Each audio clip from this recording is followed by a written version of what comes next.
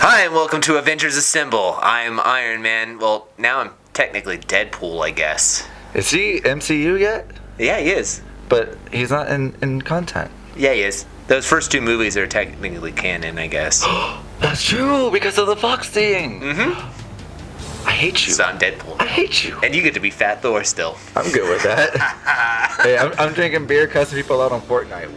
What more can I ask? And if you guys are cussing out people on Fortnite, like and subscribe to our channel, because you'll like our style of humor. Yep. So, anyways, getting on to what we're going to be talking about on Avengers Assemble today, and it's Doctor Strange and the Multiverse of Madness. That's not the only thing, though. Madness. Oh, what? We're also talking about the new trailer for Black Widow. Oh, yeah, that's right. That released too, and that's actually awesome. It looks fantastic. Is that Captain Russia? I think so. And did you notice who the actor was? No. That was David Harbour. No crap. Yeah, from Stranger Things. That's wild. And I think it's hilarious because he spent the whole last season in Stranger Things making fun of the Russian dude. Now he's playing a Russian dude.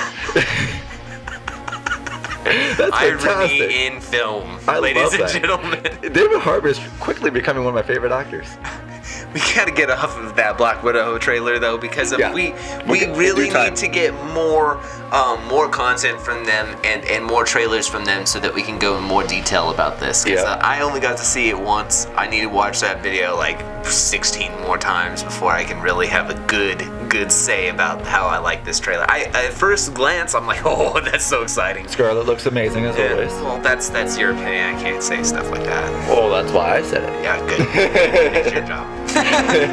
So, He didn't say nothing, Britt.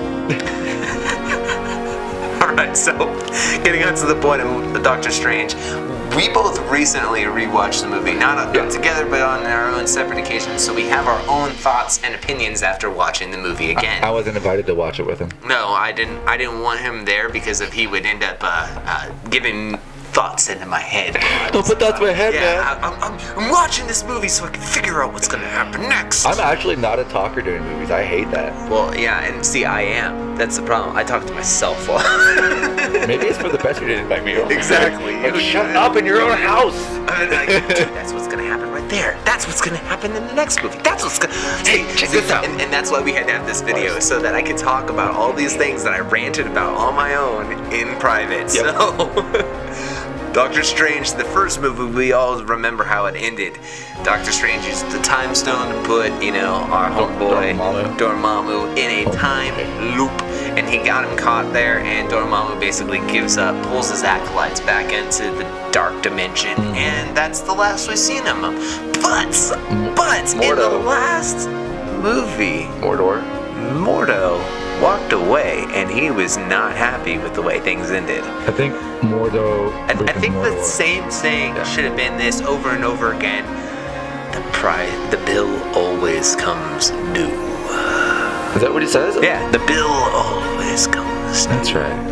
And he keeps talking about this over and over throughout the movie, especially when he's talking about the Ancient One and how she used the Dark Dimension powers, and then how Doctor Strange uses the Time Stone. He says that the bill will come due. So if we think about that and going into what happens in Endgame, spoiler alert, if you haven't seen the movie already, what the heck are you watching Avengers The statute of limitations for Endgame is passed. Yes, it should have been long gone by this point. But anyways, in the end of that movie, in the end of Infinity War, we now know that the Time Stone is not in Doctor Strange's possession. Right. So what does that mean? That means that Dormammu could be a possible villain in this one. That also opens up the fact that, you know what, the bill did come due. Thanos snapped everybody out of existence. And if Mordo lived through the snap, Yeah. and he got to see everybody disappear and then come back, the bill must come due. And that makes a lot of sense because Doctor Strange gives the stone away. Mm-hmm. And if that gets back to Mordo, that this guy takes over, is giving the stone away to the guy that takes out half the universe, what's this guy doing? He could think that he's doing a righteous act, but turn into this mega villain. Exactly. And we could see some multiverse situation where somehow Doctor Strange ends up with a time stone again, but we're not 100% sure that that's going to happen in this story plot. I know that Scarlet Witch is going to be involved in the storyline a lot, and I kind of wondered how their magics would kind of work together, because one is made from the actual Mind Stone. Her powers come from the Mind Stone, and the other ones come from other dimensions. So is she going to become almost all-powerful because she can do both kinds of magic by the end of this movie? Well, I think Scarlet Witch, to be perfectly frank, has been completely underutilized. I think she's actually one of the strongest people in all of the MCU currently. She takes on Thanos single-handedly in Endgame and pretty much owns him until they start shooting lasers from the sky. Right. And with that said, how many names are you saying when you're starting with the most powerful people in MCU before you get to Scarlet Witch? Because it's probably going to be quite a few. Captain Marvel. Right. Probably Thor. Thor in his prime. Thor in his prime, maybe, yeah. Like, but you're talking about God of Thunder status. Yeah. Thor. But even Thor in his prime, do you think Thor in his prime would actually be able to beat Scarlet Witch?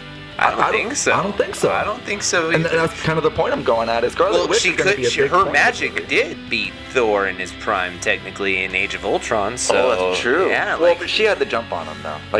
Yeah, but her magic was able to. He said he protects his mind against certain spells like that, and next thing you know, his mind's taken for granted, like and that's an infant child. Crazy. Yeah. Yeah. So, like, thinking about it that way, like, you have a lot of interesting. All right. What's the chances that we see Ultron in this one? Probably nil. Really? Yeah. Because I thought that there's a chance that we could see Ultron in this, because if we're dealing with multiverses, right? So, like, we could see anything happen again. That's a good point. And I'm just surprised that we didn't get another AntMan movie before this one's going to come out.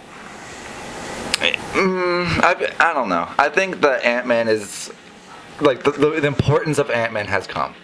You know what I mean? I wouldn't be very surprised if we dabble in any more of AntMan solo films for a little bit. I don't know. Really? Yeah, I think the order, I mean, they've come out with the third one, but I just think that the order of it doesn't need to be anytime soon. Okay. Well, I kind of disagree. Just because the fact that we just had so much of him, they needed him for Endgame. Right. So I was thinking that why aren't we exploring more into that at this point? But I guess that makes sense. But when you say the arc that he takes from the first Ant-Man to the Endgame is a complete arc. Yeah. Yeah. I mean, he virtually is the one that saves the world. Well, and that I think that the next one would be a stature movie almost. Like, it'd be Ant-Man and the Wasp again, but it'd be a build up for his daughter to take over the reins of stature. Yeah, but something like that doesn't need to happen anytime soon. Yeah, it does, because they're trying to set up for Young Avengers. I'm not trying to watch no Young Avengers. Well, you can get Tony Stark's daughter in there. You could get that seems like a Phase 5 thing to me. Like the pinnacle of a Phase 5, like Avengers style movie. Yeah, where it's a big budget. Well, film. because Miss Marvel's is in development right now too. Oh, nice. Yeah, so Miss Marvel could be the tie-in to getting rid of Captain Marvel too. Yeah. Maybe. Captain Marvel's a little too new. She hasn't really done anything. Alright, well, basically we covered as much as we could about Multiverse of Madness that we know of so far. There hasn't been a release of a trailer yet. As soon as there is one, we'll probably do another video about this. But we wanted to kind of get into this topic with you guys and see your guys' thoughts and opinions on what you think is going to happen in Doctor Strange, Multiverse of Madness. Tell us if you liked our thoughts. Are you more pumped for Doctor Strange or for Black Widow? Doctor Strange. Okay. I feel like Black Widow is going to be a great story, but it's another like Captain Marvel-esque movie where it doesn't evolve our timeline any further. It's just kind of something built in the past. Like, if this would have been done in the middle of Phase 3 or Phase 2, this would be a huge deal. But since it's done so late, it's lost its muster a little bit, where it deserves more. And she's dead. Exactly. So you got Multiverse. You bring her back. there's a lot of talk about stuff like that happening, but at the same time, they're also talking about how Tony's in the movie. They're talking about how Cap's back in the movie for Black Widow towards the end of the movie or something. I don't know. I'm okay with a cameo, but I think that's kind of what it's going to be. I think be. it's going to be like an end scene kind of thing where it's setting up for the end of, or them going into another movie, like Infinity War or one of those ones. If I'm not sure when Black Widow is supposed to take place, but if it's like in the past, which I'm assuming it is, but like in the past, I wouldn't be surprised if the very end of it is just Nick Fury meeting her. Theory is that it's supposed to be before Civil War. Yeah, if that's the case, I mean, so then it would be after Iron Man 2. It'd be after Iron Man 2 and after the Avengers and after Avengers Age of Ultron. It'd be in between Avengers Age of Ultron and Civil War. So this isn't her backstory. This is just a side story. Exactly. Well, there's going to be some of that sprinkled in there. It's literally going to be built in the same style as Captain Marvel in my head right now. Do you think they're going to have flashes to the past, but they're also going to have a main storyline in the present at the same time? You think we're going to visit Budapest? I think that is actually going to be where we see our first. I feel like every moment through the movie will give her back to a moment in her life somewhere. And so one of the things that she's going to be dealing with in there is going to bring up a memory of Clint and Budapest, and we're going to get to see part of that. Yeah. We're not going to get to see the whole thing, but we might get to see We don't part need to see of the it. whole thing, though. So that it's mentioned in there, and that it's an evolution of her character. It's like all this, like Budapest, or like she says that in the movie would be kind of funny, and then it gives her a flashback to Budapest, you know? This video is getting a little bit too long. Yeah. Because we were trying to talk about Black Widow, but Black Widow kind of just showed up into our lives. We're ramblers. So, like and subscribe, guys, and like I said, leave us a comment below telling us what you thought of the video. Please do. Do it. I've been David. I'm Jeremiah. Peace. Avengers, assemble. Do do do do do do do do do.